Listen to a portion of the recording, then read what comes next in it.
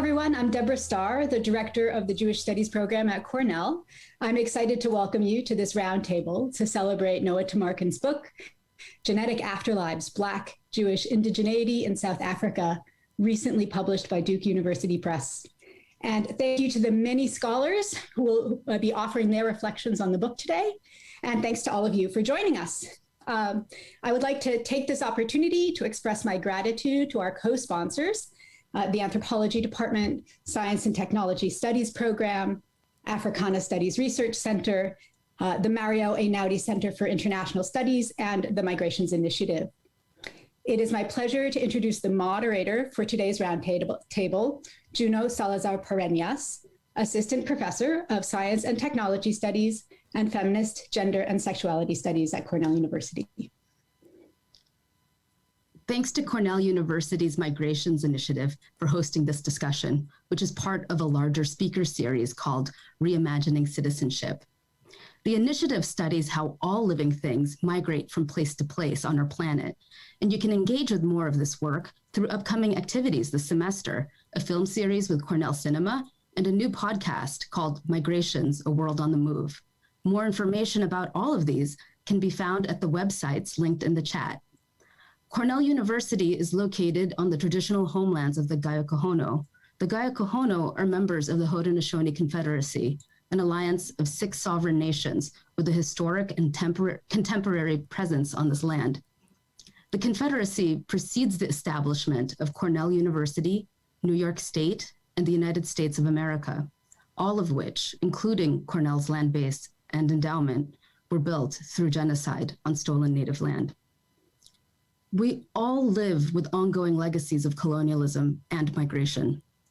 In many ways, Noah Tamarkin's book, Genetic Afterlives, Black Jewish Indigeneity in South Africa, confronts how both of these legacies shape notions of heritage, citizenship, belonging, and religious identity. Attesting to the significance of this book, we'll be hearing from an illustrious group of scholars working in different parts of the world. I will briefly introduce each speaker right before they speak. Our first speaker is Professor Yulia Egorova, who most recently authored Jews and Muslims in South Asia, Reflections on Difference, Religion, and Race from Oxford UP.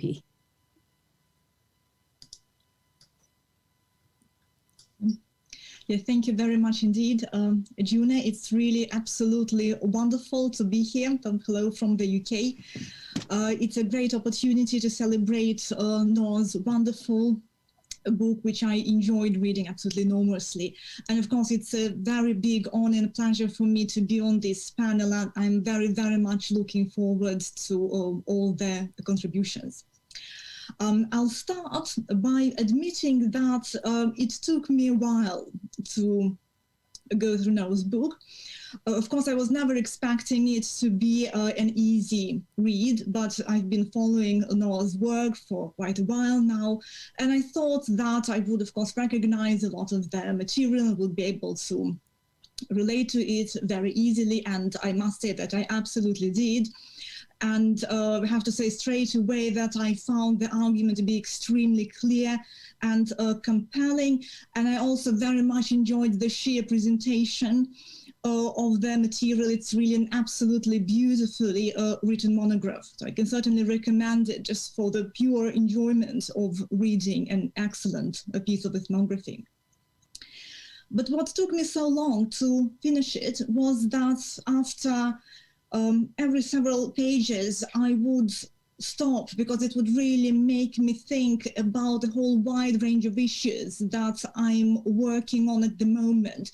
And these issues come from very different contexts, in fact, ethnographic contexts that are already quite far removed from the one that Noah is discussing in his book.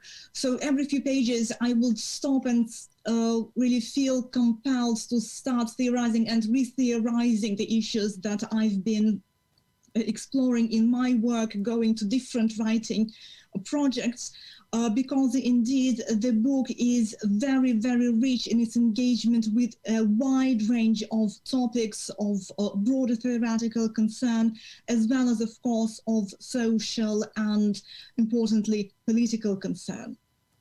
And this is not even to mention that the language in which the book is written is also extremely compelling. It is both clear and sophisticated in ways that are congruent with the complexity of the presented ethnographic material, as the book makes a very clear set of arguments without being in any way reductionist. So Genetic Afterlives is certainly very, very firmly on my list of monographs that I would recommend to all my students and colleagues to read, and I will certainly be doing it for a number of reasons. So first of all, it is, of course, the specificity of its ethnographic focus that speaks to a range of bodies of literature.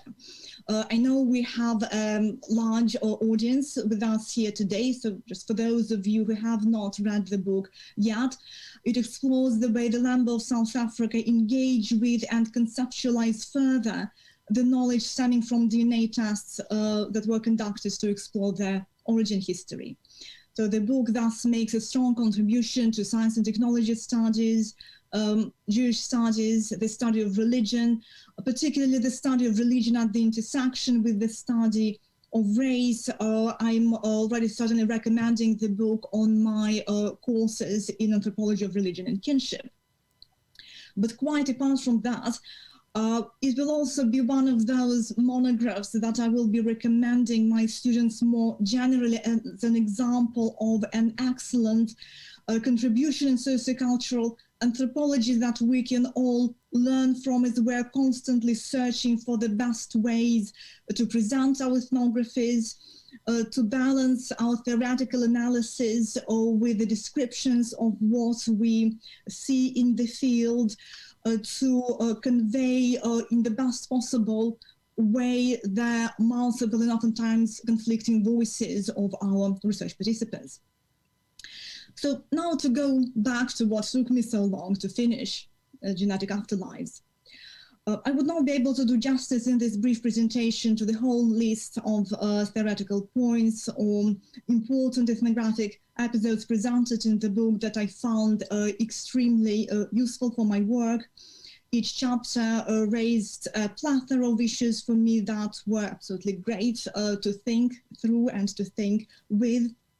But I will focus on one analytical thread that in fact goes through the whole book, and it is the argument that emphasizes the role of Tamarkin's Lamba interlocutors as theorists, and, as the author puts it, sees their circulations of genetic data as theorizations and a form of genetic knowledge production.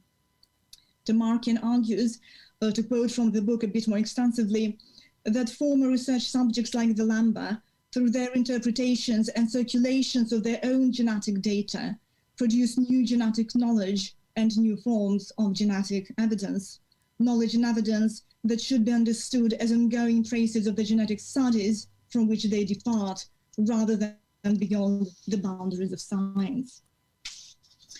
I find this argument and the way it is developed throughout the book extremely interesting and analytically rich on many levels. Firstly, it reminds us that, as Michael Herzfeld has elegantly put it recently, we all do theory, but it also invites us to reflect about whose theory gets to be heard, whose conceptualizations become more influential in different contexts of recognition, for instance, the context of legal recognition.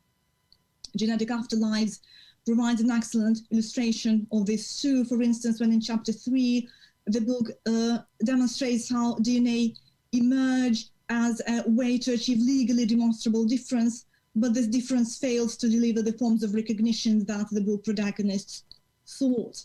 Tamarkin's conclusion is hence that this material illustrates the limits of DNA as a politically transformative technology. This analysis immediately reminded me about the way my interlocutors in South India, who come from a formerly Dalit group, theorize their connection to the Jewish people very strongly as a connection based on DNA evidence. This theorization has certainly emerged as a vehicle of spiritual empowerment, but it did not necessarily produce the forms of recognition that some of my interlocutors were seeking at the time. reading Tamarkin's book reminded me that this outcome did not in any way take away from all the quality or the importance of my interlocutor theorization of their genealogy.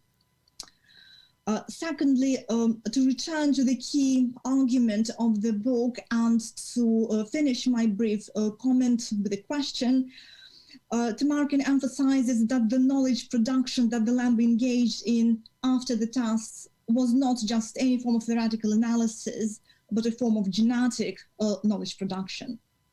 When thinking through and with this argument, I could not help but start reflecting on the differing circulations that emerge in the processes of ethnographic research or research in sociocultural anthropology.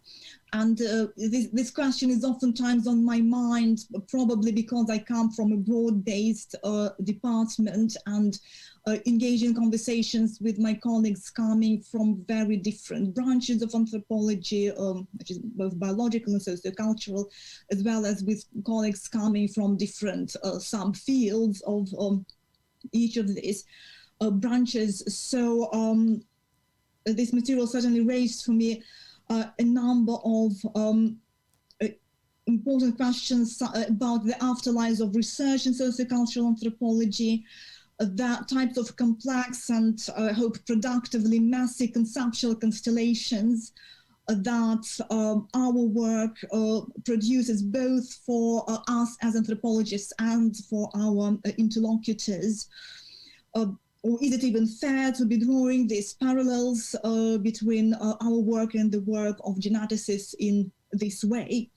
So I can certainly now look forward to having more conversations with Noah about this and many other questions that his groundbreaking intervention puts into relief. Yeah, thank you very much. Thank you, Julia. We'll be taking audience questions for Noah in the chat throughout the discussion. So you can do this by opening the chat at the upper right of your video corner, of your video player. Our second speaker is Professor Jonathan Marks. Professor Marks is a biological anthropologist and the author of many books. His most recent is titled, Is Science Racist?, was published by Polity Press. Thank you. As a biological anthropologist, I come to Noah's work from a different place than the other panelists. But since my wife is a South African ethnographer, some of the material is not too far afield for me. And in fact, we were married at the Great Park Synagogue in Johannesburg after managing to convince the rabbi that I was in fact Jewish and not merely a Reform Jew posing as a real Jew. The meaning of what it means to be a Jew in South Africa consequently strikes a bit closer to home for me personally than perhaps for some other panel members. And so I have a bit of personal empathy for what the Lemba are dealing with. Now, I read Genetic Afterlives as a contribution to a 21st century genre of interdisciplinary scholarship on the meanings of genetic studies for various human groups, from people trained in anthropology, sociology, geography, and science studies. Alondra Nelson on African Americans, Kim Tallbear on Native Americans, Catherine Nash on the Irish, Nadia Abu al-Hajj on the Ashkenazi Jews, Aaron Panofsky on white supremacists, just to call up some of the highlights. But what makes this work unique in this case is that it's not about geneticists scamming or fleecing the public or commodifying them or biocolonizing them. This is a story of the people exploiting the genetics to their hopeful advantage, creating sense and using it strategically in the context of the politics of nation building, identity formation, and the meanings of indigenous and diasporic in contemporary South Africa. There's also a broader ethnographic lens here. Whether it's the introduction of mental axes to indigenous Australians, or the introduction of Twitter to your grandmother, or more humorously on the internet, getting teenagers to successfully dial a number on a rotary telephone, the confrontation of people with previously unfamiliar technologies is a familiar trope, but it's doing some new and creative work here. This technology is not utilitarian. In fact, it's not even material, but it can be invoked instrumentally for the Lemba. And there are so many viewpoints, and Noah does a wonderful job of showing you the different stakeholders, not simply the Lemba and their leaders, but also other South Africans, other South African Jews, and American Jews who interact with them. Now, one of the things that can easily be missed is the truth value of the science itself. What does it mean scientifically to have a Cohen modal haplotype? The Cohen modal haplotype is a particular arrangement of a few genetic sites on the Y chromosome, which was found in a majority of people who responded in the affirmative to the question, are you a Jewish priest or Cohen? And the Y chromosome configuration that was most commonly found in this sample, they took to be that of the founder of the priesthood, the biblical character Aaron. Are there other explanations for why a group of Jews named Cohen or its cognates might tend to be genetically more homogeneous than a control group? Yes, there are. What the data show is that your sample is inbred. That's what genetic homogeneity is. And there are lots of reasons why your sample might be inbred, not the least of which is that they all have the same last name. Of course they're related to each other. But to me, the best part of the Cohen modal haplotype paper, the Golemski paper in Nature from 1997, is its first line. The paper actually starts out, according to biblical accounts, the Jewish priesthood was established about 3,300 years ago with the appointment of the first Israelite high priest. In other words, they actually managed to get a paper published in the leading science journal in the world that was predicated on taking the biblical book of Exodus literally. Like all such efforts, they will arbitrarily choose what to believe in that story. They will ignore the 10 plagues and the parting of the Red Sea, but they will accept that Aaron was a real person, progenitor of the priestly line, and maybe a coin flip over the golden calf story. Significantly, though, Aaron's Y chromosome would be identical to that of his brother, the lawgiver. So there is now a market to see whether you have the Y chromosome of Moses. And it will cost you a couple of $100 to find out, but wouldn't it be worth it to know? Caveat emptor. But I digress. The Golemski paper starts off with the literal truth of Exodus, and it passes review by people who, if you started off with the literal truth of Genesis, their heads would explode. It's a marvelous paradox to think that there are scientists who are not okay with Genesis as a historical chronicle, but are okay with Exodus. But paradoxes are central to the story. Can you be Jewish and yet not really Jewish? Can you be African and yet not really African? How can you be both indigenous and diasporic simultaneously? It's all quite mind-blowing in an intellectual way, but Noah also reminds us of the real people whose lives are affected by the answers to those questions. I'll wind down with the questions Noah's account left me with. First, I was a bit interested in the intellectual history. South Africa has a long tradition of prominent Jewish ethnographers, yet none of them seem to have taken an interest in the Lemba. Were they dismissive or uninterested or something else? Second, from the standpoint of the development of genetic ethical standards over the last couple of decades, I wonder where the samples are now. What's striking about this population genetics work is that the science is there for the benefit of the people at least as much as for the benefit of the scientists. In the epilogue, Noah mentions that the Lemba are now a little apprehensive about having more samples taken. Is this because they feel it's now for the geneticists' benefit rather than for their own? Ownership of the samples has been an issue with Native American genetics. In the US, the Havasupai case in 2010 involved specifically piggybacking other questions of interest to the scientist onto the research question that the Havasupai had initially donated their DNA for. Do the Lemba dictate what questions will be asked of their DNA, or was it specifically designated for single use, as a lot of Native American genetic samples are now? I'm also curious about blood taboos.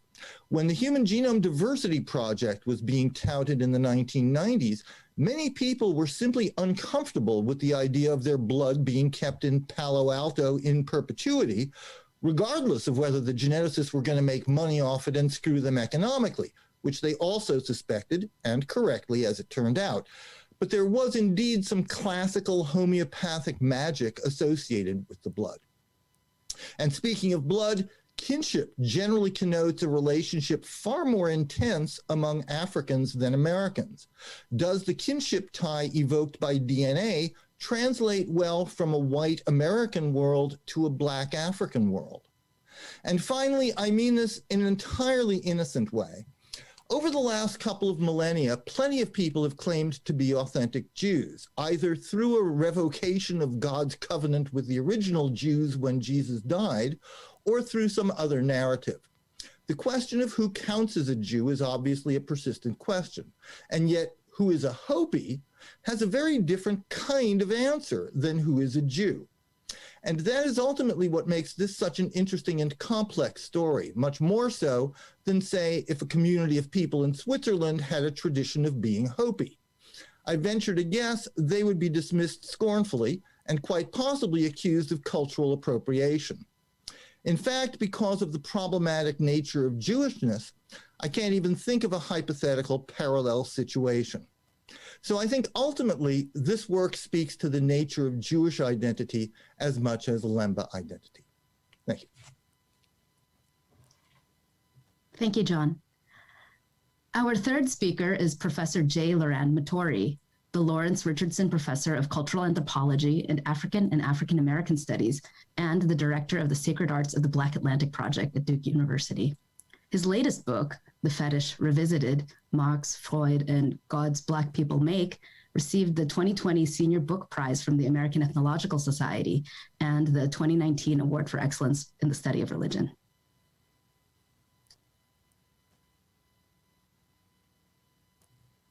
Thank you so much, and congratulations, Noah. This is a wonderful book.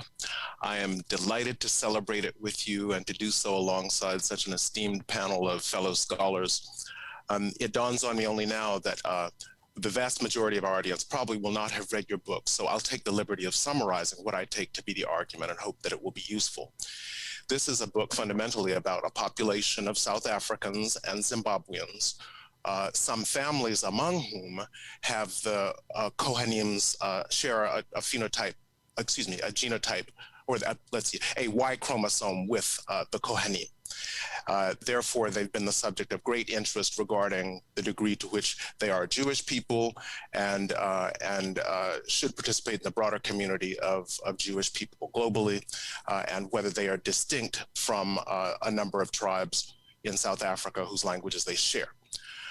I am thoroughly convinced by the argument that despite its pretensions of objectivity, genetic testing intended to confirm the Jewishness or deny the Jewishness of this population is actually steeped in some culture-specific and anachronistic categorizations of ancestral populations, such as race, and that the results of genetic testing always depend for their meaning on projects in which the geneticists and the subjects of testing mobilize these testing results in pursuit of their own goals. Any given actor might mobilize not only the results of genetic ancestry testing, but also other sorts of kinning, such as adoption, marriage, citizenship, and religious conversion, in pursuit of situationally useful forms of social connection and belonging. Moreover, these projects are often in conflict with other people's projects and goals. The effort of Lemba actors variously to secure recognition as a nation by the South African government, to establish the existence of a chieftaincy, or to legitimize a royal dynasty, or to secure heritage tourism customers are an excellent case in point, particularly as these diverse actors compete with non-Lemba South Africans and with non-Lemba Jewish people to define the implications of their genetic test results.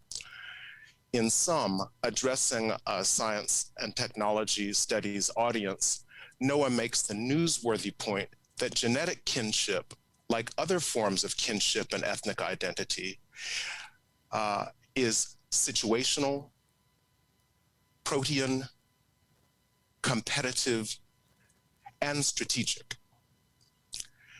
Now, I'm thoroughly convinced by this argument, appreciative of its clarity and delighted by the vivid storytelling in the book. I recommend the book highly. My summary does not do it justice. I would add to the important theoretical points that Noah makes a few additional reflections based upon my own areas of research. Not only is ethnic identity situational, protean, competitive, and strategic, but I would also suggest that it is a hierarchical project.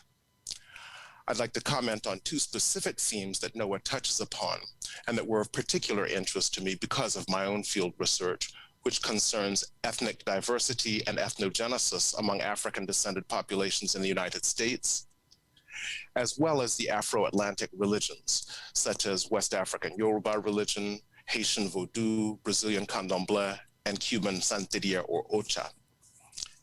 Now, the first of the two themes that Noah raised, and I'd like to expand upon, is that most of his Lemba interlocutors seem to emphasize the potential of genetic testing to multiply their social connections to places and people near and far, to the same degree that their rabbinical Jewish interlocutors seek to establish singularity and exclusivity of group belonging.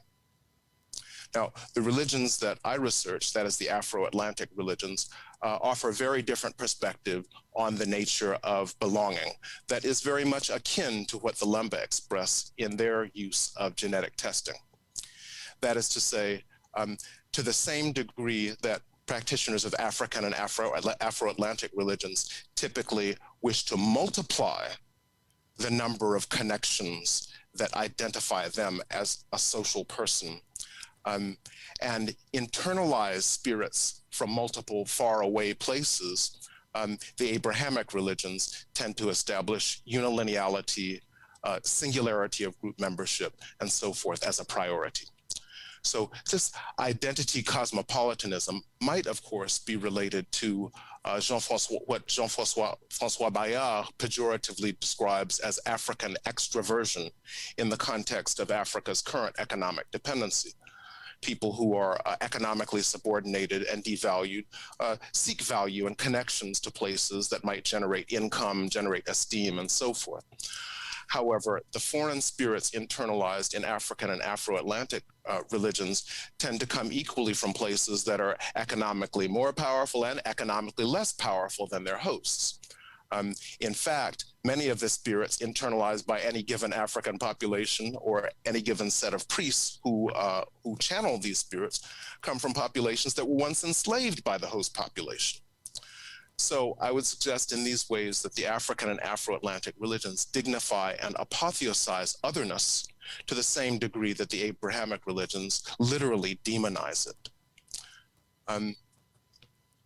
Such is an element, I think, of the brutal anti-Black racism that the West shares with the Middle East.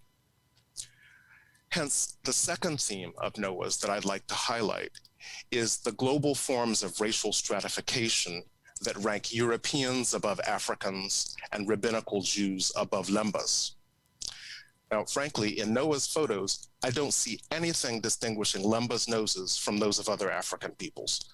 Lemba people and various ethnographers who have reported on them over the past century and a half report that their noses are somehow radically different. And of course, anyone who knows anything about African people is that Africa contains the vast majority of genetic diversity and phenotypic diversity across the spectrum of humanity. However, the claim that Lembas have a distinct kind of nose has been instrumental in a racially hierarchical logic. And that is the claim that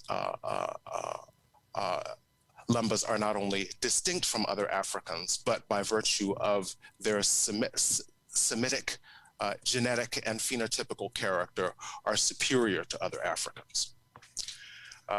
This claim belongs to the same broad family of reasoning whereby many Igbos call themselves the Jews of Africa and thus claim superiority to other Nigerians.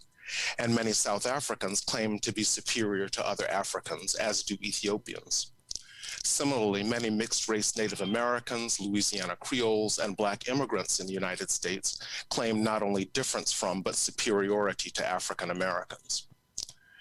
Many members of ambitious but racially stigmatized ethnic groups on their own come to the conclusion that such reasoning is just silly and bound to backfire. But I also wonder if some Lemba's specific resistance to incorporation into the rabbinical and Zionist projects was related in any way to the specifics of South Africa's alliance with apartheid South Africa and support of the apartheid regime, and whether it is connected in any way to the current mistreatment of Falashas and other Black people in Israel that includes forced sterilization, being spat upon, and the regular habit of head rabbis of Israel to call Black people monkeys and other pejorative terms.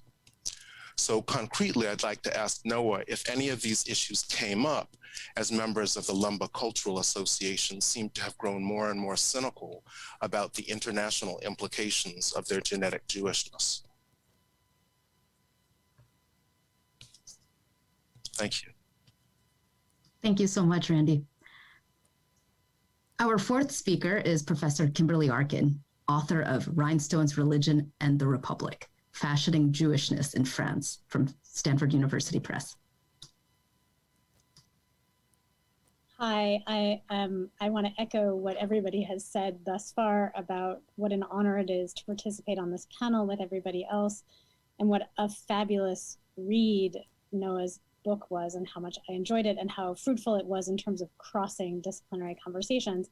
And I fear some of my remarks echo things that people have already said in a variety of ways, but I'm going to say them anyway. So I actually read this book as kind of a very optimistic, a restrained optimism about topics that are typically approached with considerable pessimism. So the rise of Jewish genetics can be linked, as you note, Noah, to the rise of essentialized understandings of identity and belonging, notions that seem to make the hidden truth of genetic past trump or upend communities of practice or engagements. And when genetic testing opens doors, it often premises inclusion on all kinds of exclusions. So similarly, neoliberal multiculturalism, which you also deal with, as numerous scholars have argued in different ways over the years, the promise of cultural diversity that is contained within the nation state is linked to notions of cultural difference that trap minority and indigenous communities in impossible contradictions and clearly subordinate positions. So you don't ignore those constraints and pessimistic stories, but you don't really focus on them either.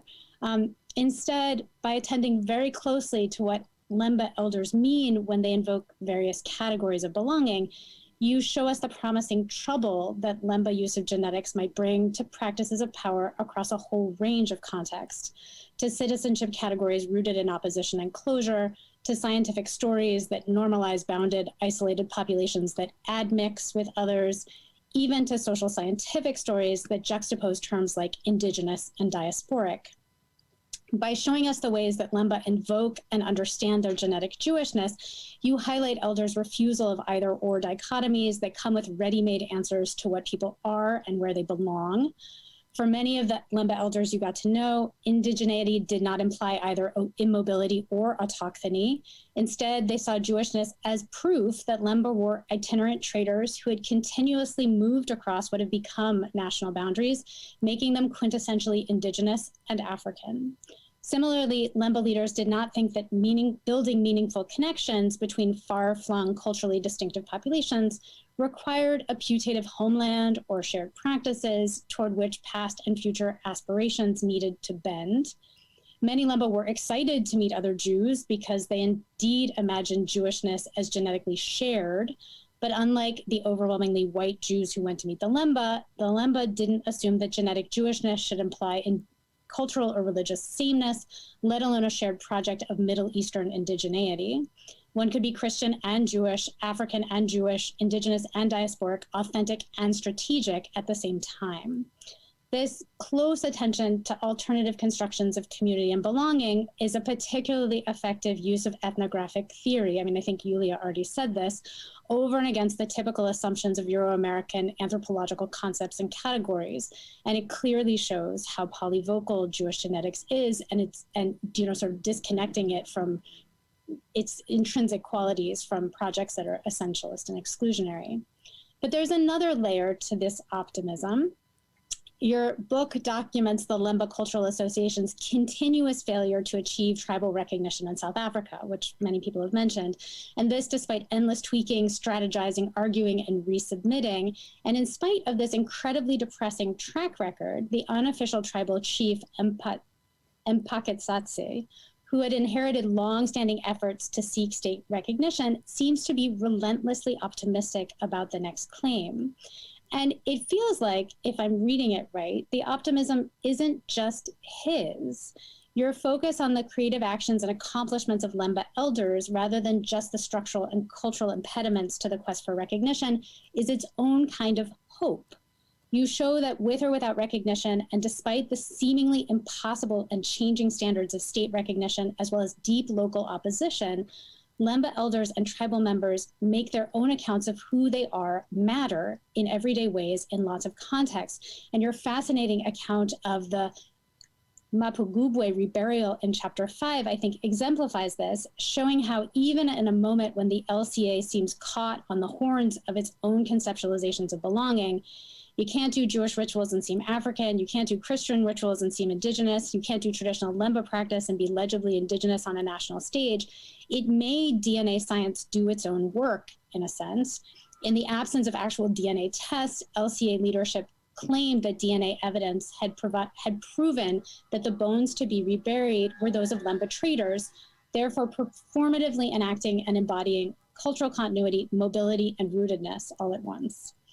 And perhaps it's not only that Lemba leaders seem to be able to make their meanings matter in at least some local and national contexts. This might be a misreading, but you also seem to suggest that the troubling ways that Lemba think about genes, kinship, citizenship, and belonging might be able to speak to complex experiential truths to power, that it might hold the promise of alternative conceptualizations of citizenship. And this brings me kind of to my first set of questions, which is, how do you, Noah, understand this optimism, the LCA's optimism and Mpaketsatse's optimism under increasingly difficult circumstances? To what extent were you optimistic about their claims and about the power of the trouble those claims introduced? And what or whom might they trouble? The South African state, the Euro-American and Israeli Jews who visited the Lemba and rejected them, the genetic ancestry scientists? And in a more general sense, under what conditions should anthropologists be hopeful that this rich kind of ethnographic theory will alter the categories of thought and practice that subtend the closures around belonging and citizenship that you interrogate? How do we make those work? And I have one more set of observations and weird questions, which is another thing that I love about this book, and it's about scale and how the lovely way that you attend to scale across the chapters, particularly the difference that scale makes in the meaning and possibility of Jewish genes. In your chapters, you tack back and forth between international, national, and local levels, tracing out the promise and pitfalls of genetic research in each of these contexts for the LCA.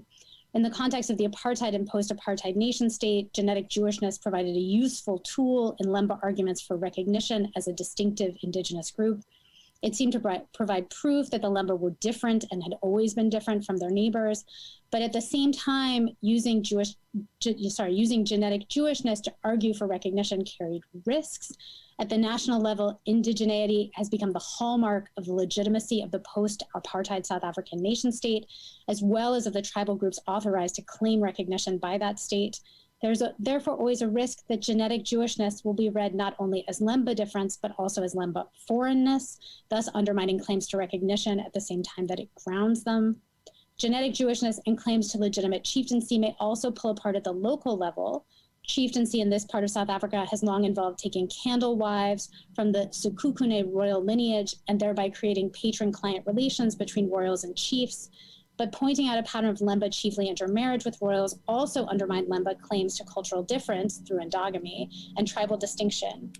You therefore describe Lemba leaders walking this tightrope between claims about ancestry that could be made in national and international arena and claims about specific ancestors from whom right to rule descended in local contexts. And my question relates to the scaling of ancestors and ancestry, which I kind of loved.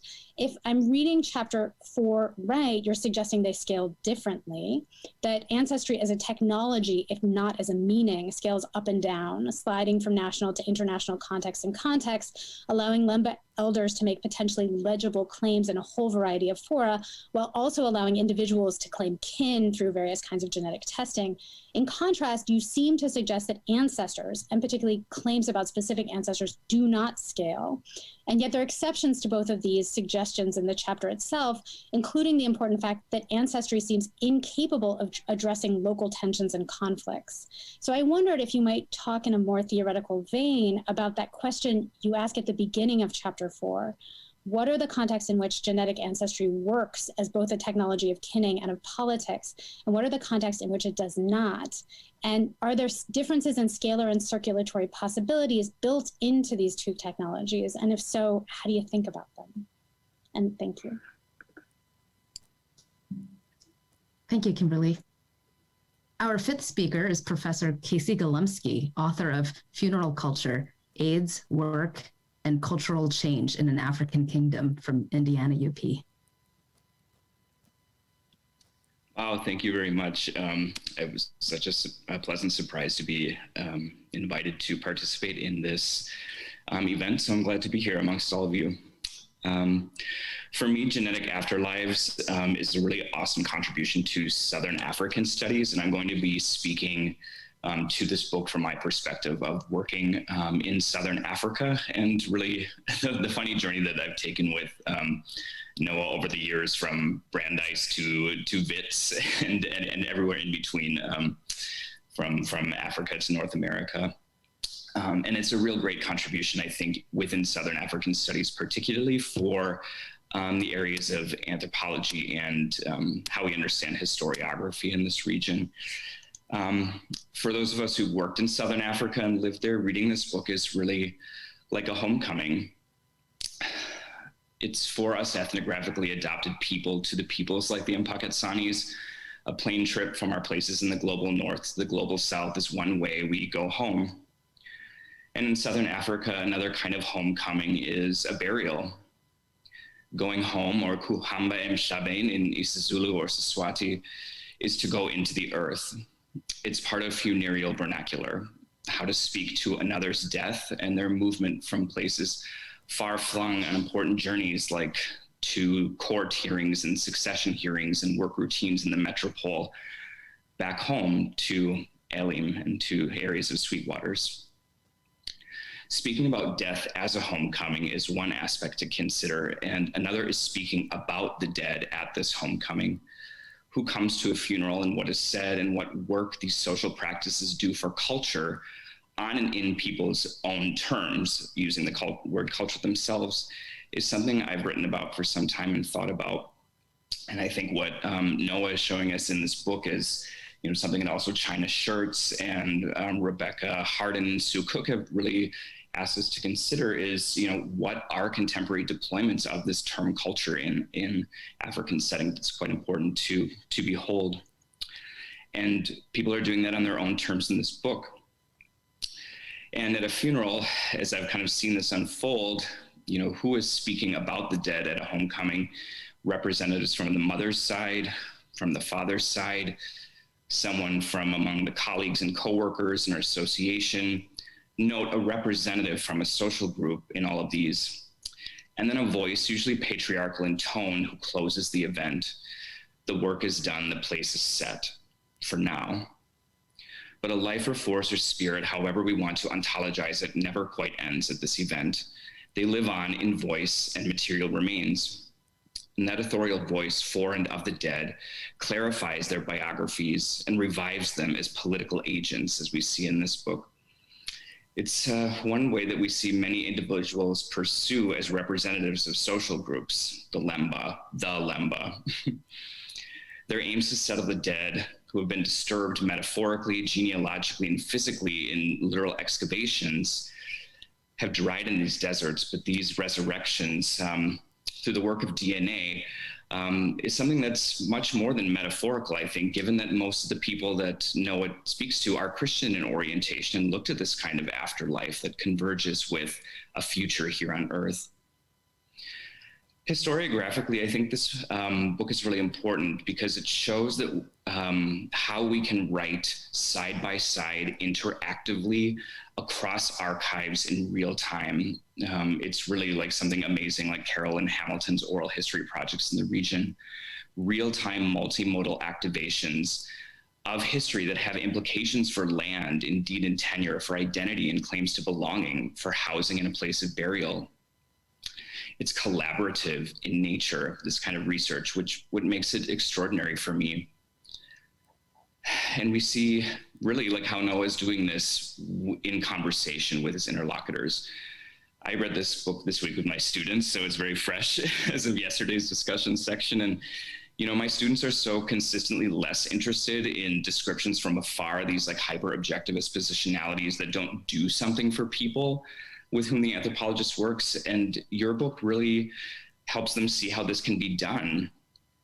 But it also shows, I think, importantly, how you also don't sacrifice the merit of your own research questions and how your research questions evolve over time precisely through this ongoing interaction with your interlocutors. Okay. And I think for me, like in terms of the writing in the book, some of the most important stuff that you're doing ethnographically is how you bracket your skepticism at very key points in the text. It's a really powerful insertion that saves it's kind of like saves the readers from disbelieving the interlocutors. Like early in the introduction, you kind of say like, well, you know, at first I perceived Jewish DNA studies to be a form of Jewish racism, but then you so like expertly go and just show, you know, how can I unfold my skepticism here? But it's kind of putting side by side or like nearby, like these lines of questioning pursuit that you and your Lamba interlocutors have. And I think that's a really useful point for teaching both students and ourselves how to write and stay true to our research questions which emerge from our particular life worlds as questions for our interlocutors emerge from theirs. And it really shows, I think, it continues. I love like the afterlives, you know, we're lots of people are talking about afterlives these days. And, you know, you're doing kind of the afterlife of ethnography that like Fassan theorized about a few years ago, but you're like showing us an afterlife in what, you know, decades of African anthropologists have shown us. Ugandan anthropologist Christine Obo, like talking back to her middle-class colleagues at Makerere who say, why are you going to the rural areas? We know it as Ugandans already. And you're like, no, people within their own communities don't know these things and have to do research within and aside their own communities. Or, you know, Atiambo Odihambo and burying SM in Kenya. These studies, the Lugbara, the Swazi, I mean, these have great effect as evidence in the judicial realm particularly, and animate even in kind of like fictionalized senses, the descendants of research subjects, the subject of like Chimamanda Ngozi Adichie's fictional work, the headstrong historian, people archiving these things for themselves to redefine themselves. And that's what I love about this book. And so, and ethnographically, I think, you know, the rest of my talk will kind of reflect on ethnographically. For those of you who have not been to Southern Africa, this just brings us so close to the field which we prevented from returning to because of COVID in these times. It takes you to places, I think, that are less perhaps geographic in definition, as known in the modern nation state order, but places known through the multitudinous relationships that coalesce in space, time, and being. Places to and from which we can travel by foot only or car because of collective work of clearing the rocks from the road after the rain, as we see in chapter 4, and then the greens may grow. Places on a page of a field notebook, smudged by dust or chicory coffee, written and seen via inter-view, scribal entanglements, lines of descent that extend horizontally, vertically, altogether queerly, tracing patrilocal migrations by the light of a candle wife. Because kinship is not what it has ever been, really, and you help us see that more clearly. Places in the hills where the medicine grows that heals us and has mesmerized prevailing political orders because of our grandfather's knowledge. Places like rural conference venues of Sweetwater, where we host the curious, the incredulous, the predatory researchers and tourists. A bird screech from a nearby thorn tree, or some other shrill remarks, usually by a white man speaking at the podium, i.e. Mr. Wade, amid the heat, signal the passage of information and the time creep to a catered lunch by neighbor women. Because these dollared spaces nourish the wider range of households, by supplementing income of grants and are gathering sources for useful things among the extraneous. Places like otherwise space-times are disciplinary forebears called mythology, where the stampede of Clu the elephant and the hammer-plated gold Mapungubwe rhinoceros resound. They are already part of the voice of our ethnographic interlocutors, to whom the ethnographer speaks. And places like within the circular zone of the Zionist Church in Christ members' formations during their worship, believers' green cloth labels, gold stars, riding the breasts of bodies of power, shimmering another spiritual facet of resistance, as Jean Komarov told us, to someone else's idea of orthodoxy, because we can be both Christian and Jewish. And that was excited me in preparing for class activities to give my students something to do with these readings. I saw an episode of Talk SA from like 2006 from the South African Public Broadcasting Network. And in it, a Sesotho host goes in an SUV to Lemba Land, as it's called. And she meets Motenda's grandson in the graveyard. They go to the women's pottery workshop for dual income generation and recognition, and meets people who are wearing the iconic pin of the star. And we hear her explain the special characteristics as one of South Africa's tribes. And she uses the English word. We're always in a process of becoming something vis-a-vis someone else's terms and language they inherit.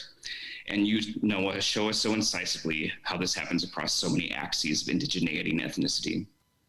Hortense Spillers wrote that forms of conscience drive us to retool the languages we inherit, and genetic ancestry and DNA are just some hammers Lemba tool have used to do this. Thank you. Thanks, Casey. To those who've just joined us, welcome. Noah will be addressing the panelists' questions at the end, and if you have your own question, please post them to the chat. Our sixth speaker is Professor Karen Sue Taussig. Professor Taussig is the author of Ordinary Genomes, Science, Citizenship, and Genetic Identities from Duke UP.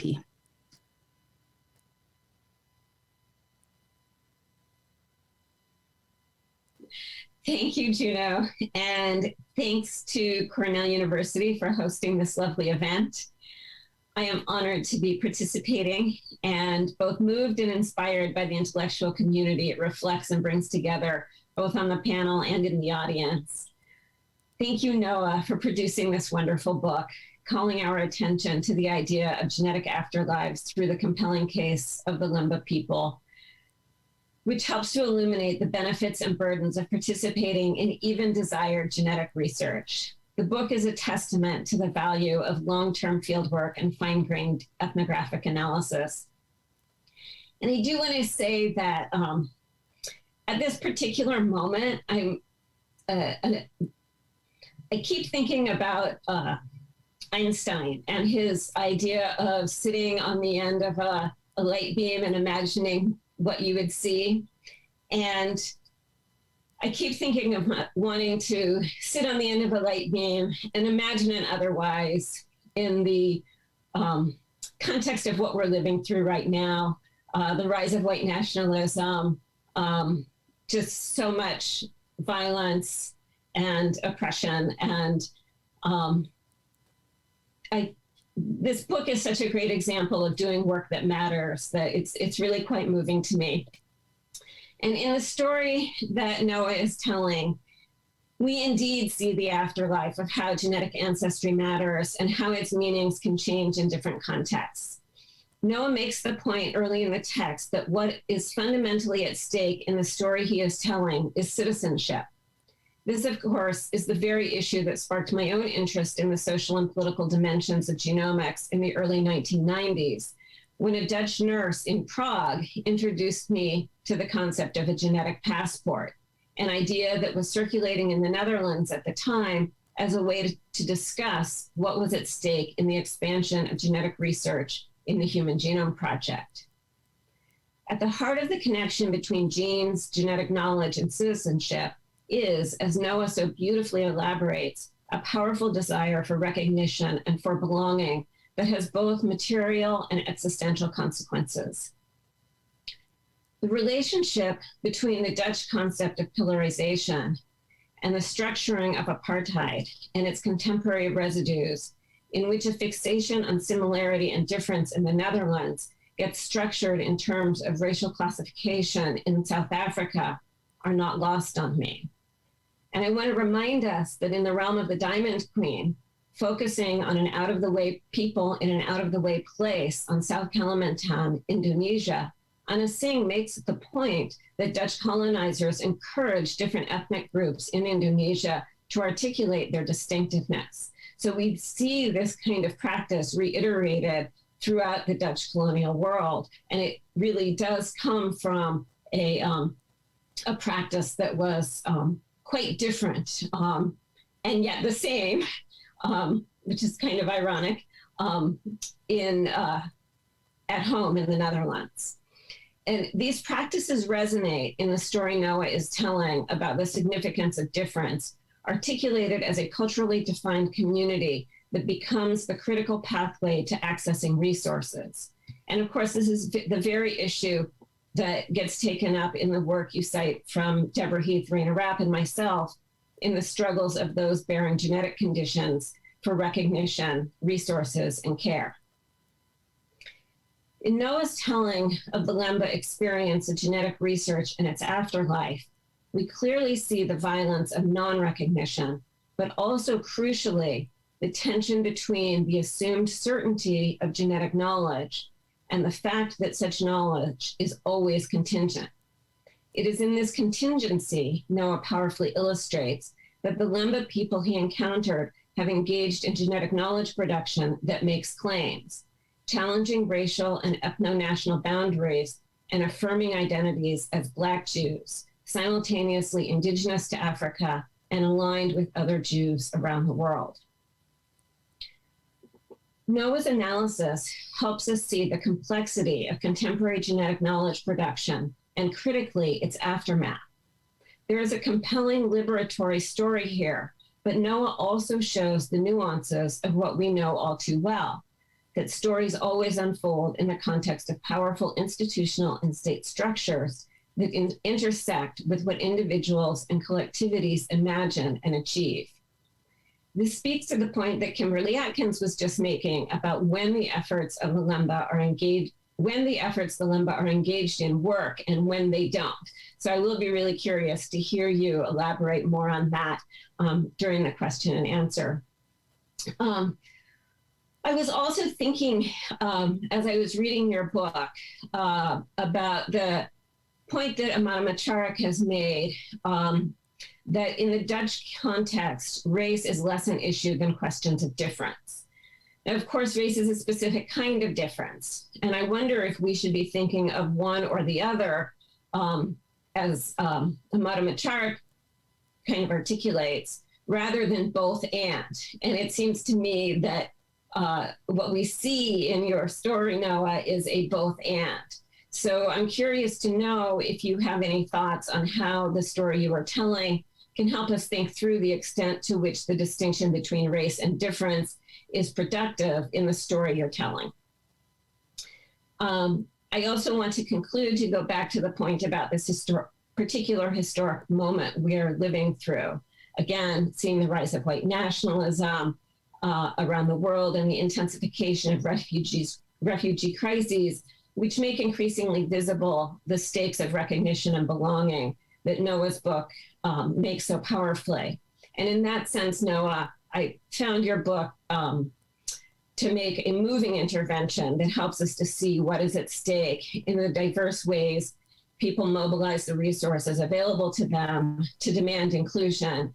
And sitting on the end of that light beam, it does help me to imagine the otherwise and the importance of tacking between that expansive vision and the critical importance of attending to the detail of human experience that you so beautifully articulate in this book. So thank you.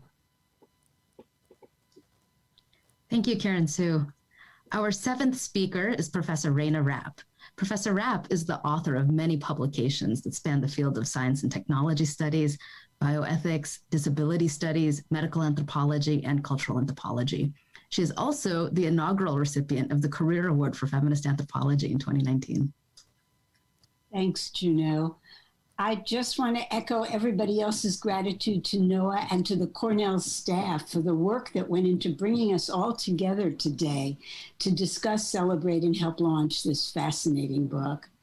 But first, I want to take a moment to recognize that NYU, my home institution, is built on the unceded land of the Munsee Lenape people, past, present, and future. This acknowledgement marks the long process of dismantling the ongoing legacies of settler colonialism, as well as the racialized violence that continues to shape our presence here in Lower Manhattan, from where I'm speaking. Let me turn to genetic afterlives, and let me also say, as the next to last speaker, that so many good points have already been made that it leaves me with both the advantage of only speaking briefly and the disadvantage of trying perhaps fruitlessly to avoid repetition. From that position, I'm just going to offer 3 points of appreciation. First, as others have said, all anthropological field-based projects take their own twists and turns, and this bumpiness comes with the territory of inductive research, letting the experts whose knowledge and interpretations you've come to query continually redefine your initial project. That said, this must have been extremely difficult fieldwork. A gerontocratic and episodically patriarchal cultural struggle that was also a highly political struggle for land and leadership is taking place at a historical as well as a geographical crossroads in South African history, where the stakes of contesting a pre-colonial and colonial past are folded into claiming recognition in a specifically post-apartheid, post-colonial state. All these layers are profoundly consequential, and indeed, they're linked to an even larger Southern African history. Think Great Zimbabwe and the Zimbabwean-Botswana borders and migrations past, present, and future. And that's before we even get to the Jewish question. As Noah says, quote, "This makes DNA an urgent technology of diasporic identity. Yet you also show us by the end of the book how concrete cultural, political, historical struggles simultaneously make DNA, quote, a technology of indigenous belonging. To convincingly suture these tension-filled claims together, that is, that one is both through DNA evidence a Jew and through DNA evidence indigenous, to suture those together using marginalizing, contesting, and deciding on local meanings of Jewish genetics required that you immerse yourself in so many meetings, interviews, and tense controversies, and we readers have richly benefited from this layered and wise work. Thank you. Secondly, there is an important democratic virtue in telling the story from the Lemba out, rather from geneticists or Jewish constituencies in, a class of qualitative research strategy of focusing on what those on whom research is continually conducted make of these projects and how they appropriate them for their own uses. At several points, Noah compares this perspective to Alondra Nelson's work on African-American communal and familial uses of ancestry testing. And I would add Martine Lappé's work on the subjects of neuroscience and epigenetic testing as well. Collectively, these qualitative researchers ask, what does it mean to be a research subject? In what ways is genetic, or in Martine's case, neuroscientific and epigenetic research extractive? Yet how might it also provide unintentional resources for care? Martine, for example, reveals the blurry boundaries between longitudinal research in which scientists keep track of their subjects, regularly checking in for more data, and the hopes and aspirations of those subjects who understand that the informed consent process, but nonetheless yearn for useful results from their participation. Sometimes they strategically appropriate them, as the Lemba so Noah shows us so brilliantly how they do. That episodic, aspirational, heterogeneously distributed hope is surely the subject of Noah's analysis, yet he also shows For many people and for some of the main protagonists, genetic research is beside the point, at least some of the time. And it provisionally becomes less and less important as sectors of the Lemba community achieve their own goals by selectively using the research and then deciding to freeze it. So hegemonic claims of genomic science are far from totalizing in this book and in their effects. And that's a really important point that Noah is making, especially when viewed from multiple Lemba perspectives. And there, thank you, Casey, there is no the Lemba, there are multiple perspectives. And Noah brilliantly shows us how that could be the case. Third, the iterative tensions that so productively thread through your book remind us again and again, as you say in the epilogue, quote, genetic afterlives are necessarily unfinished, always newly becoming. I especially appreciated your commitment to this openness in chapter 4, when you make very effective use of Signa Howell's concept of kinning as a transitive action of making and unmaking kinship membership, alliances, and mutual responsibilities. This clearly applies to the Lemba themselves, as you show what is included and excluded from genealogy, especially the role of women as candlestick wives, legitimating subservient lineages through marriage. Acknowledging fealty through such marriages is therefore both valuable and politically dangerous in contemporary South African indigeneity struggles. Yet you also show us how women are keepers of fluid genealogies, an important enrichment of any conventional telling of lineage through male transmission, whether of Lemba chieftainship or, I'd add, of the scientized Koamodo haplotype. In that sense, perhaps I might be permitted a final conceit. Those of us whose research lies adjacent to Noah's hard-won work are also kinning with your findings. We now understand with greater clarity that genetic afterlives are, as you say, having no clear endpoint, even or perhaps especially when the Lemba Cultural Association decides to place a moratorium on scientific research into their origins, migration history, intermarriage, and more. And this is true of our own kinship valorizations and obligations to one another, and to Noah as the author of Genetic Afterlives. The future of our scholarship and popular writing remains radically open, both intentionally and unintentionally subject to appropriation and to the aspirations of significant others. And it remains, above all, collective.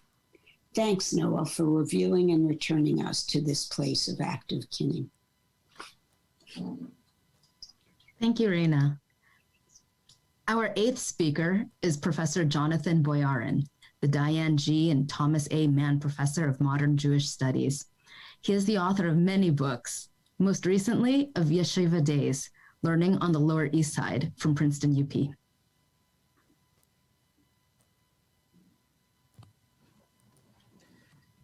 Thanks. I'm so thrilled that we have Noah's book now.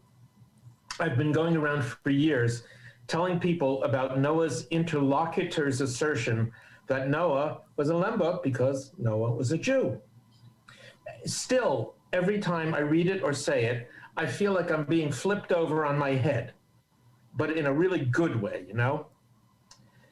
Because for someone as solidly, obsessively, and in some ways as conventionally focused on the study of Jews as usually defined as I am, Noah clearly demonstrates both that Lemba are good to think with and that they're very good at thinking on their own.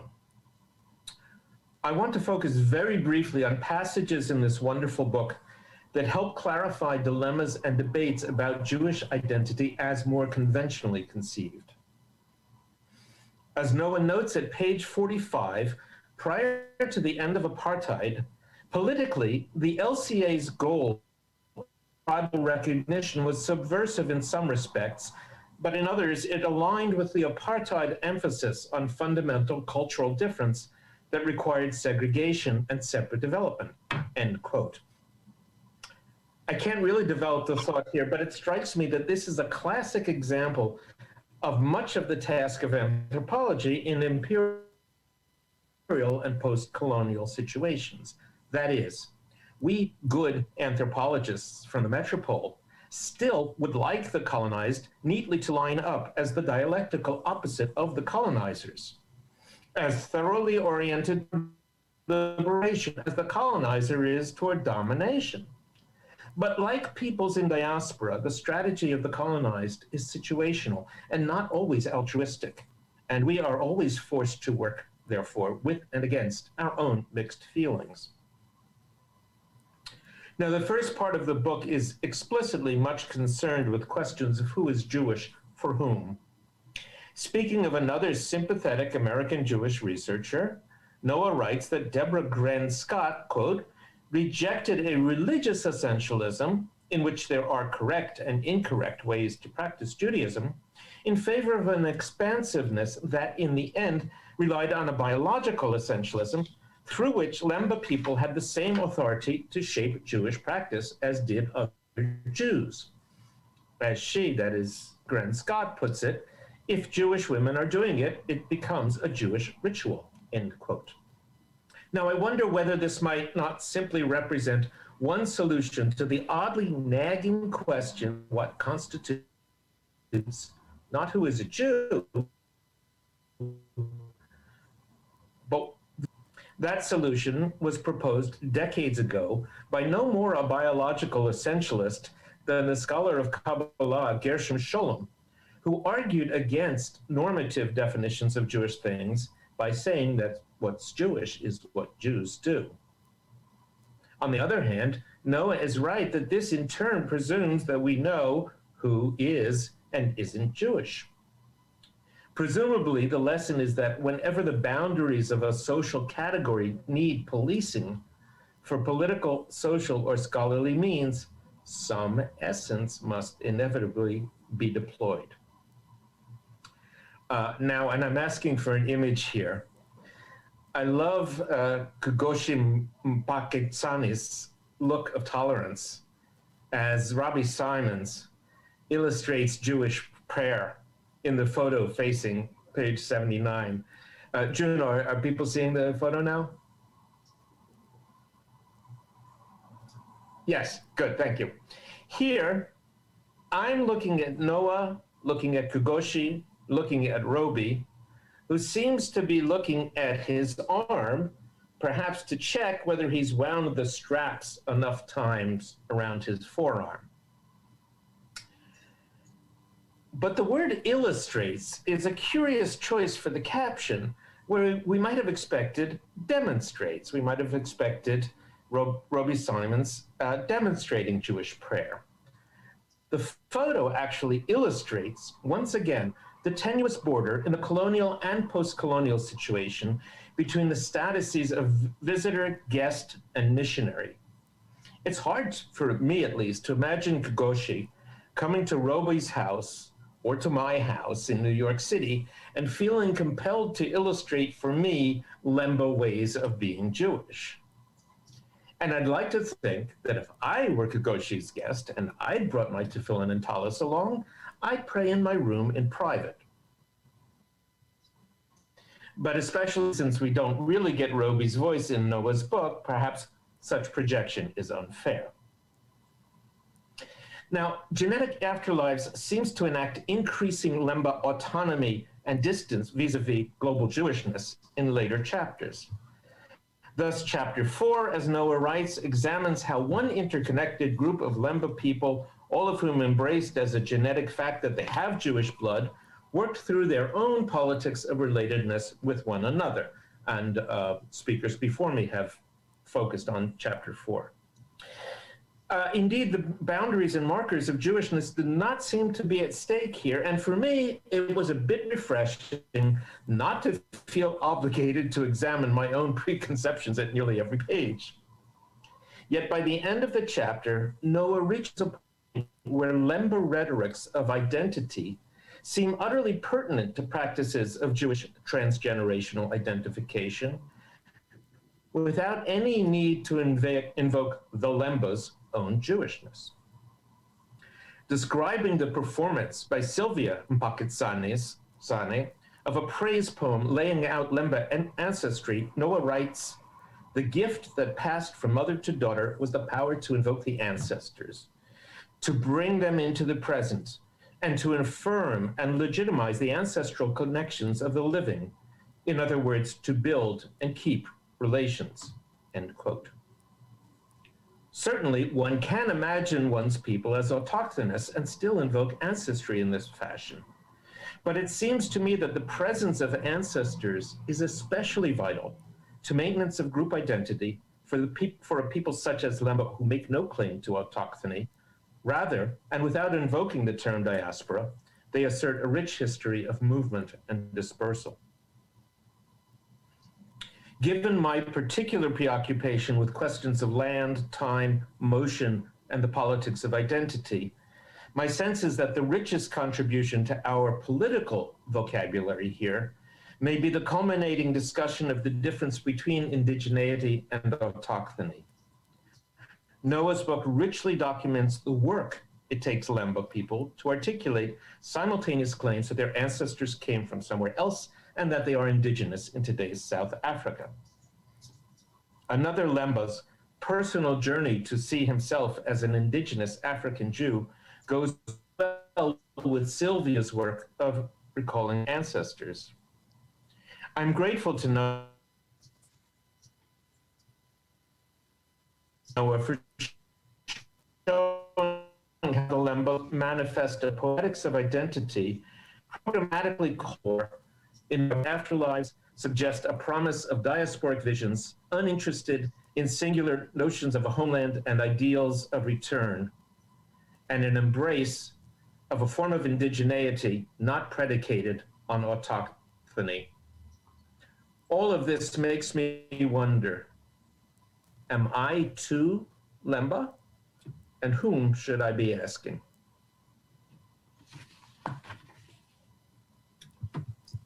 Thank you so much, Jonathan. Last but not least, we will hear a response from Professor Noah Tamarkin, author of the book, Genetic Afterlives, Black Jewish Indigeneity in South Africa. Thank you so much, all of you. That was really so beautiful and thrilling to hear such different kinds of engagement with the book and the different things it can do depending on where you're coming from. And in many ways, that speaks directly to the argument that I'm making in the book about genetic ancestry, that we need to push back against this tendency to understand it as one absolute truth, and rather understand it as a very complex, very contingent, multivalent technoscientific object that does a wide range of kinds of work, depending on who is authoring it, what they're asking it to do, and very often the kind of work that it's doing has really devastating political effects in the realm of citizenship, in the realm of race, in the realm of belonging. So in many ways, you know, what I love about the different threads that you all pulled out is that a key thing that I'm trying to accomplish with this book is to offer another story, to break up the kind of hegemonic voice that we have about what genetic ancestry is, what it can tell us, as that starts to become increasingly sedimented in a kind of bureaucratic political sense, in the ways that it starts to adjudicate citizenship, the ways that it starts to articulate with people who are asylees or refugees, and the ways in which their belonging is understood, their kinship ties are understood. And so for this reason also, I'm really gratified that a number of you really pulled out chapter 4 of the book, which is the kind of this chapter where I really move away from some of the approaches that I've been taking in the book about genetic ancestry to focus instead on the kind of longstanding anthropological concern with kinship, to really grapple with genetic ancestry as one form of kinship among many others, so that I could better understand where it's useful and where it isn't. And what I feel like became very clear for me in writing that chapter, and it's my favorite chapter in the book. It was also the hardest to write. It took me the longest to figure out what to do with it. Is that genetic ancestry lends itself very well to patriarchal forms of kinship.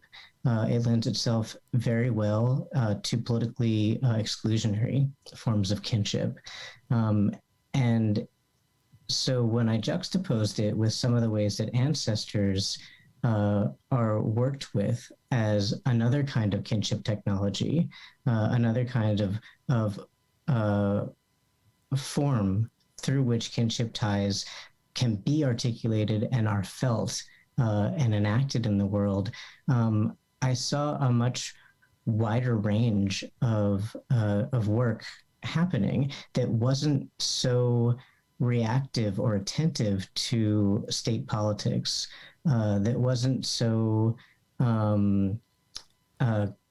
connected to patriarchal logics. And this is really interesting because at one point, in presenting a very early kind of version of this work, a South Africanist scholar was kind of incredulous and said, ancestors are always male. And it was a strange moment because I know that many people who work on this kind of thing are well aware that that's incorrect. But nevertheless, that idea persists in part because when we think of authority in these contexts, we kind of dwell in the patriarchal. So part of what I was really interested in here was showing how even within a space that's explicitly patriarchal, other forms of authority are operating alongside. And I find Jailer Notori's work really inspiring for thinking about how that can be simultaneously the case. We see that in a lot of his work as well. So that's just to speak to that. I wanted to, there's no way I can address all these questions. They're so fantastic and I may be thinking about them for quite some time. However, I want to address the question about afterlives and a question that Yulia raised at the very beginning about the distinction that I'm making in the book between the way that Didier Fasson theorizes afterlives of ethnography, which is to say how the ethnographic work that we do once it's published can be picked up by our interlocutors and circulated in all kinds of ways and can generate new theory, new engagements that is itself ethnographic data that might extend and shift our analyses. So I'm making a distinction between that and what I'm calling genetic afterlives, which looks at how published genetic ancestry studies can be taken up particularly by the research subjects that made those exact studies possible. And that's the precision that I'm trying to point to with this concept, that there's something specific about the stakes of these actual research subjects in the future circulations of published studies. And so Yulia asked, well, I guess I could actually, in some ways, maybe turn it back to her to ask if she wants to frame the question again. But before I do that, I guess the thing that I was getting from it and that I wanted to point to a little bit. One, the book just came out, so in that sense, the Fasson type of Afterlives of Ethnography I haven't seen yet. So this event might, in fact, do that for me. And that's one of the struggles, I think, of writing a book. Maybe we feel this more with first books than others do later, that when the book is out there, you can't change it more, and yet you just at that point start to get these amazing engagements, right? So that might be a kind of a future work kind of question. So I'll leave it there. I also wanted to kind of mention where Afterlives is coming from for me in this book is really from Saidiya Hartman, and she writes about the afterlives of slavery, and for her the point of afterlives is a way of understanding that the kind of constitutive trauma of the transatlantic slave trade lives on in the bodies of descendants of that trade. And so that's really, it's that focus on the body, it's that focus on a kind of a constitutive moment of formation that I'm interested in here with Afterlives. And also the fact that it's ongoing. It's an always becoming. There is no end of the story. It's not that the origin determines what happens later. It's just that it is significant in part of the ongoing story.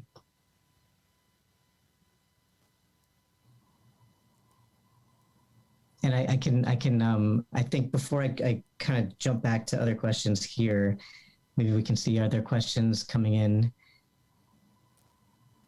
Okay. So I'll continue with these questions then. I want to turn back to Kimberly's question about the context where genetic ancestry works and where it doesn't. I answered that a little bit already, but just to kind of reiterate that genetic ancestry is really powerful right now.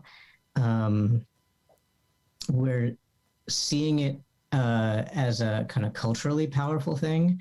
We're seeing it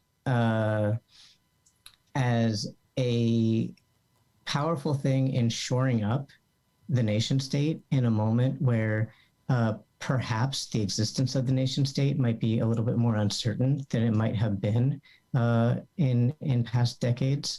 And so there's a lot of work that genetic ancestry is being called on to do. And one of the things I think is really important is, and this is sort of shifting a little bit into some other questions, I don't do a lot of work in this book critiquing geneticists. My focus here is not taking apart what geneticists are doing and showing ways in which it's problematic. And the part of the reason for that is that I actually think that a lot of the power of genetics right now comes from the ways that it's moving among people who aren't in the lab and producing that knowledge in that sense.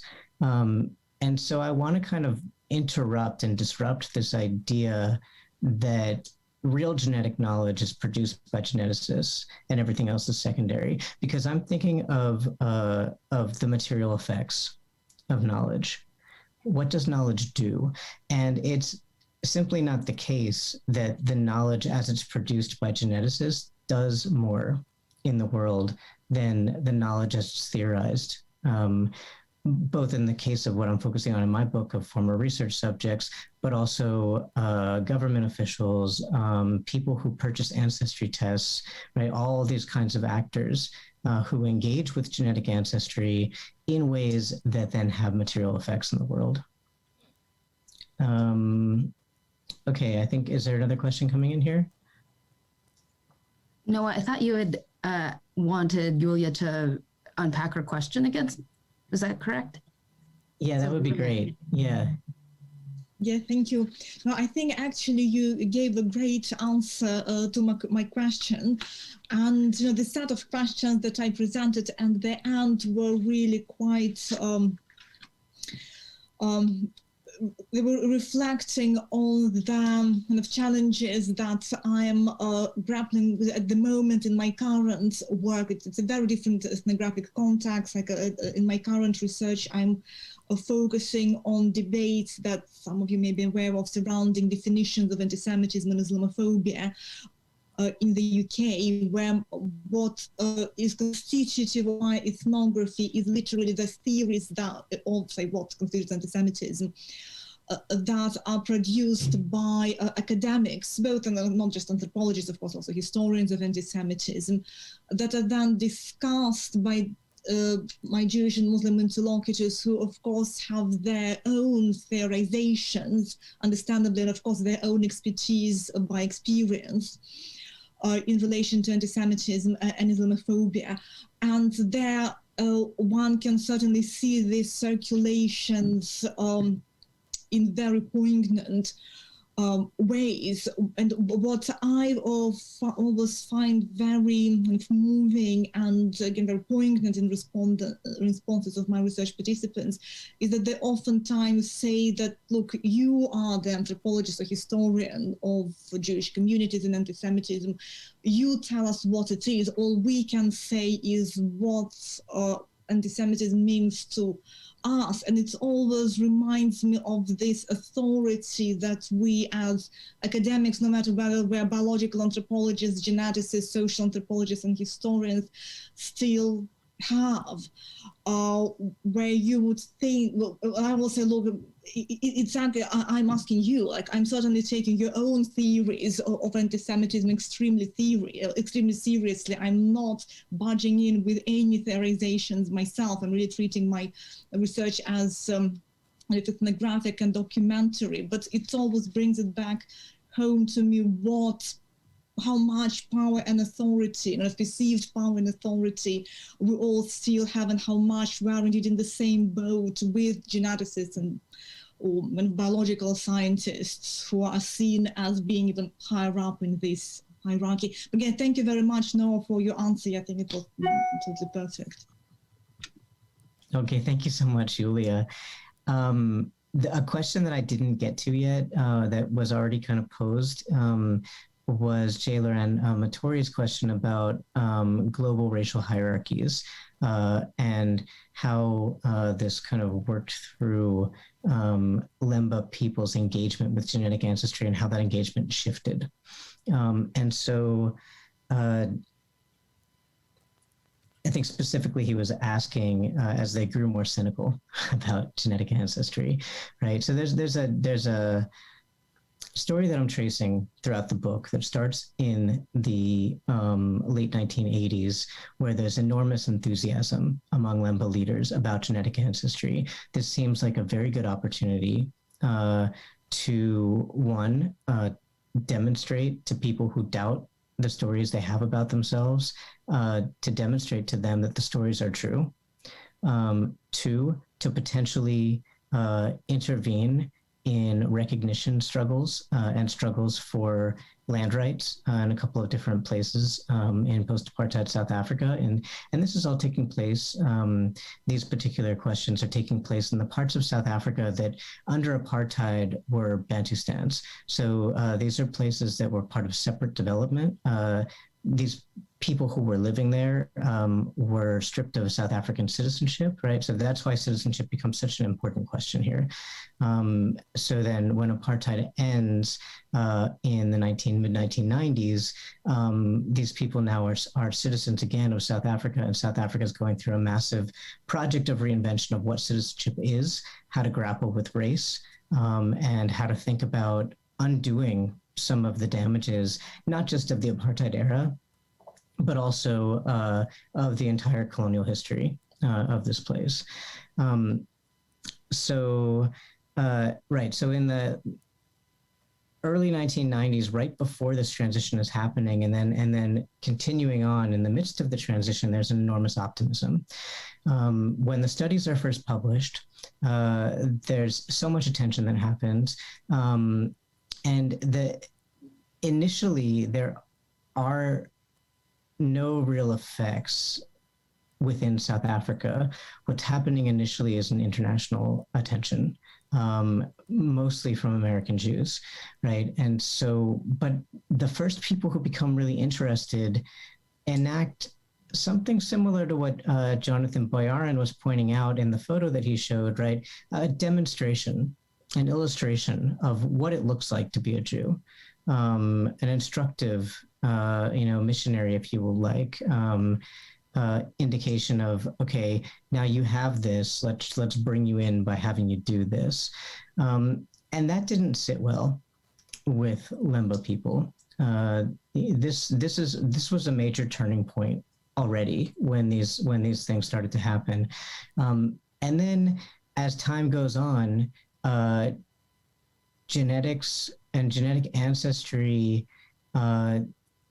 doesn't quite deliver in the land claims, in the chieftaincy claims, in the ways that it was hoped it could or might. And so at that point, it's not actually of interest to Lemba people because they didn't need it to prove who they were because they knew who they were, right?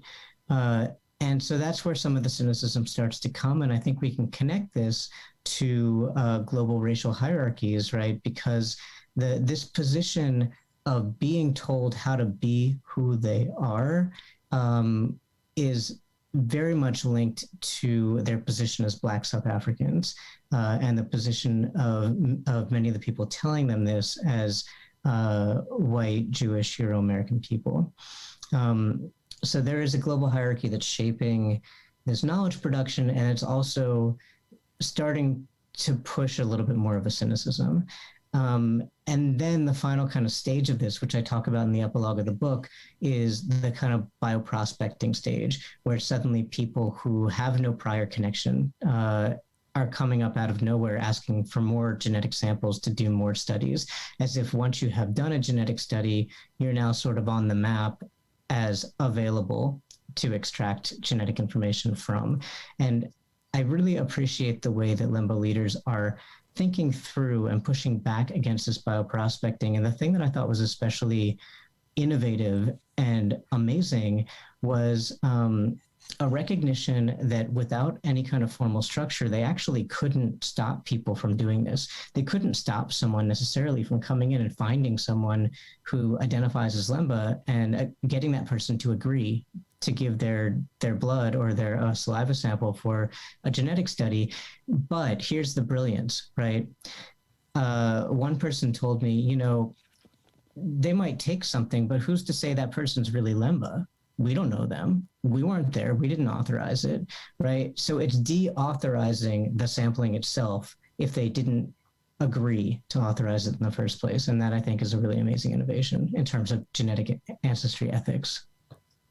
Yes, I see that very vivid narrative. And I was just curious if beyond that, you had witnessed any consciousness among the Lemba of Israel's support of apartheid South Africa and current news that's just one reads something every week about the egregious experiences of Black people in Israel, deportations, awful remarks by the head rabbis, forced sterilization. Are they oblivious to this, and does it figure into any of their thinking about the international connection that they sought to establish through genetic testing?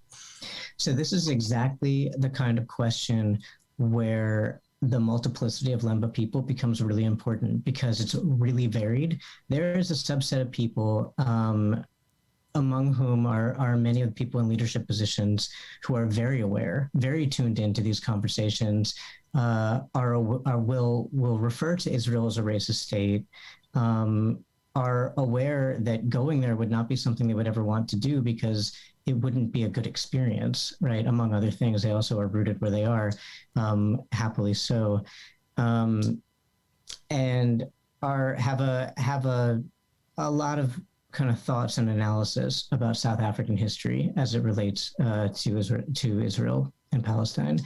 There are also Lemba people who really just kind of see Israel as, the place to aspire to, and have a very rosy view, and are really very susceptible, I would say, to the kinds of overtures that some groups have made to them to say, we welcome you, come here, we'll train you, be part of this project. So it's really varied, and that's part of the struggle, again, with genetic ancestry, because it reinforces this idea that there's this like group identity that's a solid thing, and it allows these kinds of struggles over meaning to really proliferate. Super, thanks so much for this book. Thank you. We have 4 minutes left, but I want to follow up on Jonathan's question It's a big question, Noah, but I think it's an important one. And I wanted you to be able to speak to that tension around indigeneity and autochthony that your book touches on. And remember, these are like dense terms that have a lot of meaning. And I'm hoping you can unpack that for those who have not yet read your book. Thank you so much, Juno. So the reason for me that it's important to distinguish between indigeneity and autochthony, and the reason that comes up is so significant in the book, autochthony refers to an idea of like a kind of naturalness of born in the place, of emerging out of the place. And indigeneity is frequently used as a synonym for autochthony. And in some cases, it resonates in this way, and it's really important to do that. But in a Southern African context, one of the ways, actually not just Southern African, many regions of Africa, one of the ways that autochthony has been invoked, and we see this throughout Europe as well, and we see this a lot. So Peter Gashir is the person who wrote a really brilliant book about this, if you're looking for some more to read. One of the ways that autochthony is coming up is it's exclusionary. It's saying, this is our place and all of you others don't belong here. And it aligns frequently, sometimes, I'll say it aligns with colonial logics. So it doesn't always align with people who are clearly settler colonists, but it aligns often with some of the reverberations of the group hierarchies that settler colonialism and other forms of colonialism brought about. And so it does a lot of damage to people in places where movement characterized histories much more than rootedness in one place and one place forever. And so for Lemba people, their sense of indigeneity is two things at once. It's both incorporating these kind of large, deep histories of movement across the African continent, right? So that indigeneity in that sense is to an idea of Africa, maybe more so than a specific place, and also a sense of sacredness of particular places that emerges through engagement with those places. So particular hills that get named, particular rivers that get named, and the ways in which meaning emerges from them. So Sweetwaters, which is one site that I talk about in the book, I open the book with it. It's this important historical place for the Lemba Cultural Association, and that becomes a site of indigeneity. That is a sacred indigenous place, because it is a place where a vision of Lembaness comes into being that's really important to people. Thank you. Thank you so much, Noah. So we are out of time. Thank you all for joining us.